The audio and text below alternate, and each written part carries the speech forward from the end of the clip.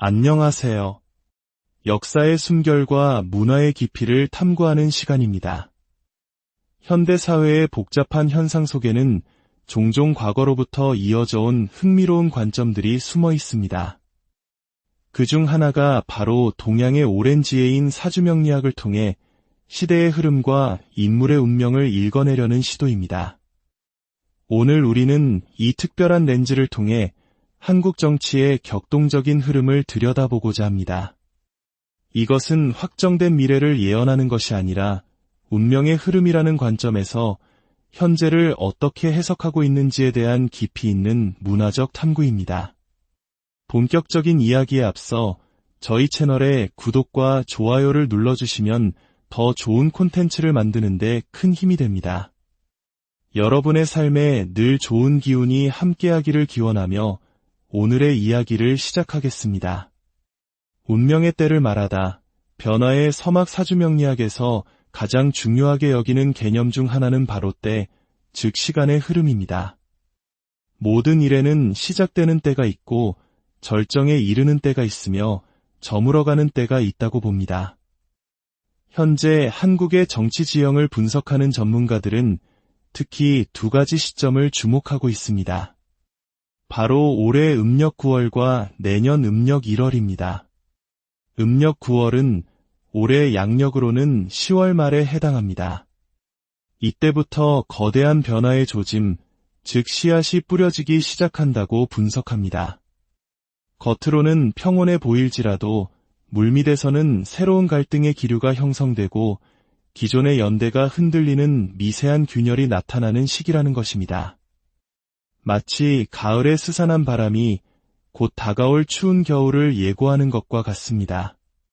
그리고 그 변화의 조짐이 마침내 만개하여 거대한 파도를 만들어내는 시점이 바로 내년 음력 1월, 즉 양력 2026년 2월경으로 예측됩니다. 이때는 단순한 갈등을 넘어 하나의 시대가 저물고 새로운 시대가 열리는 분기점이 될 수 있다고 해석합니다. 사주에서는 이를 초상에 비유하기도 하는데 이는 물리적인 죽음이 아닌 한 세력의 정치적 영향력이 끝나거나 동지였던 이들이 완전히 등을 돌리는 극적인 이별과 분열을 상징하는 표현입니다. 엇갈린 운명의 두 흐름, 이러한 시간의 흐름 속에서 현재 전국의 양대축을 이루는 두 세력의 운명은 서로 다른 궤적을 그릴 것으로 보입니다. 한쪽 거대한 흐름을 이끄는 중심인물과 그 주변 인물들의 사주에서는 공통적으로 내년 음력 1월을 기점으로 큰 파동과 이별수가 나타난다고 합니다. 지금까지 하나의 배를 타고 공동의 목표를 향해 나아가던 이들 사이의 이해관계가 충돌하기 시작하는 것입니다. 특히 그동안 숨은 실력자 역할을 해온 인물이 자신의 경제적 이익과 미래 권력을 위해 기존의 관계를 버리고 새로운 세력과 손을 잡으면서 내부 균열을 촉발시키는 결정적 계기가 될 것으로 분석됩니다. 마치 한때는 굳건했던 배가 목적지에 가까워질수록 각자 다른 섬을 향해 흩어지려는 선원들로 인해 흔들리는 모습과 같습니다.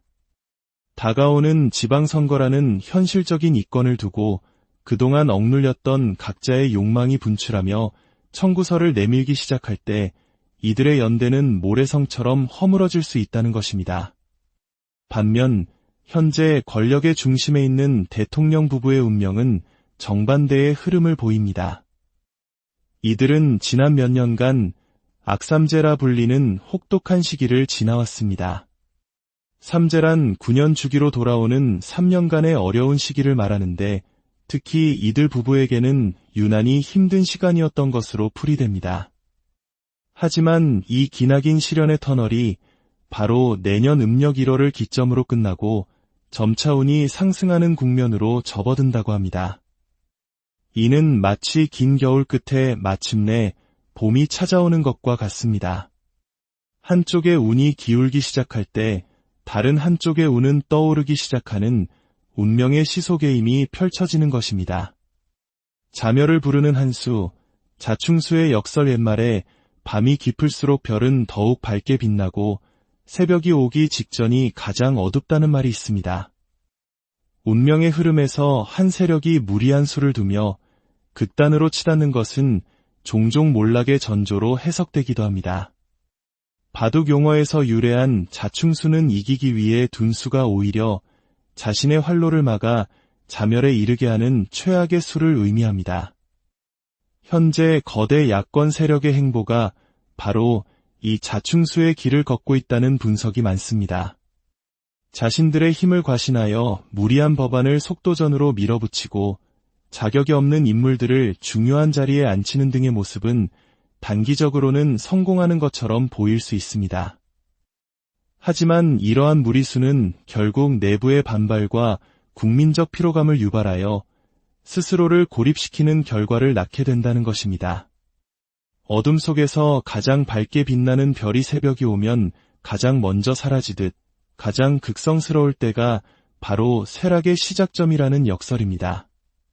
뭉치지 못하는 모래알, 내부 분열의 함정 한편, 반대편 진영의 고질적인 문제는 모래알 같은 조직력에 있습니다. 개개인은 뛰어나지만 이기의 순간에 하나로 뭉치지 못하고 각자 자신의 목소리만 내는 현상을 말합니다. 한국 역사 속에서 수많은 왕조와 정권이 외부의 적이 아닌 내부의 분열과 파벌 싸움으로 무너졌던 것을 우리는 기억합니다.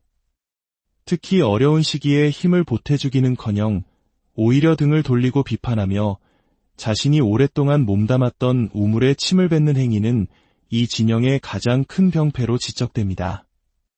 결정적인 순간에는 모두가 숨어버리고 이기가 지나가면 다시 나타나 서로 잘났다고 다투는 모습. 이러한 내부 총질은 외부의 공격보다 더 깊은 상처를 남기며 스스로의 힘을 갉아먹는 비극적인 결과를 초래해왔습니다. 이는 마치 견고한 성벽을 외부가 아닌 내부에서부터 허물어뜨리는 것과 같습니다. 운명은 정해진 것인가, 만들어가는 것인가, 오늘 우리는 사주명리학이라는 독특한 창을 통해 한국 정치의 미래를 조망해 보았습니다. 음력 9월의 변화의 조짐부터 내년 음력 1월의 거대한 충돌, 그리고 각 세력이 가진 운명적 특성과 한계까지. 물론 이러한 분석이 100% 정확한 미래를 보여주는 것은 아닐 것입니다. 운명은 정해진 길이기도 하지만 동시에 인간의 의지와 선택으로 만들어가는 것이기도 하기 때문입니다. 하지만 수천 년간 이어져온 동양의 지혜는 우리에게 중요한 통찰을 줍니다. 그것은 바로 모든 현상에는 보이지 않는 흐름과 때가 있으며 영원한 권력도 영원한 시련도 없다는 사실입니다. 결국 사주 분석은 미래에 대한 확정된 예언이라기보다 현재를 살아가는 우리에게 질문을 던지는 하나의 거울과도 같습니다. 우리는 이 거대한 운명의 파도 앞에서 어떤 선택을 하고 어떤 미래를 만들어가야 할까요? 그 답은 결국 시대를 살아가는 우리 모두의 몫으로 남아 있습니다. 지금까지 시청해 주셔서 감사합니다.